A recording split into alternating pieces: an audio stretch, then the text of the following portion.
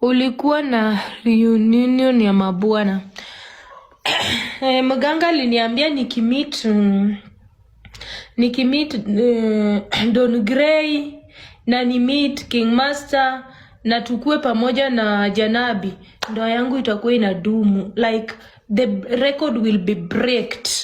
That's why niliomba Mungu hata kwa hiyo matanga kila mtu akue. Juu mganga wangu aliniambia nisipomit au nisipomit au ma ex wala hiyo ndoa haitadumu. Hiyo ndoa itakuwa imeskata.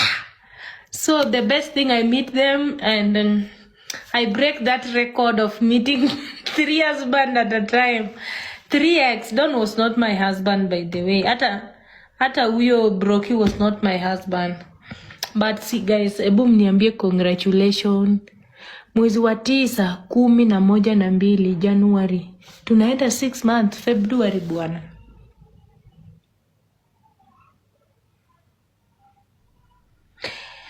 Hey, 6 months. Hiyo sasa ndio unaita ndoa. Hizo zingine ni relationship. We was in relationship. But hii mambo nikiingia TikTok unaniuliza bwana wako ako wapi? Sasa mabwana wanatembea huko nje. So nimfuate nimlete TikTok. That is a real man bwana. I love my baby. Napenda bwanangu by the way. Hata kama wanasema ati ananipenda juu ya pesa. Napenda Janabi sana. Sasa naweza waambia ugonjwa yenye inanigonjesha sasa ni bwanangu. That's my husband. Like hiyo ndio ugonjwa yenye inanigonjesha. Janabi ndio sasa na nifanye nikuwe sick.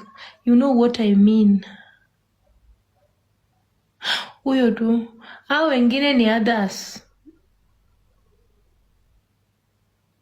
Huyo ndiye anafanya na ugonjwa inaniua. Love mambo. Lakini hii relationship amal karibu na uongo. Pudi, where are you? Where is Pudi?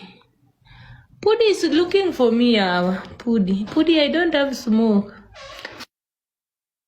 Nimepara.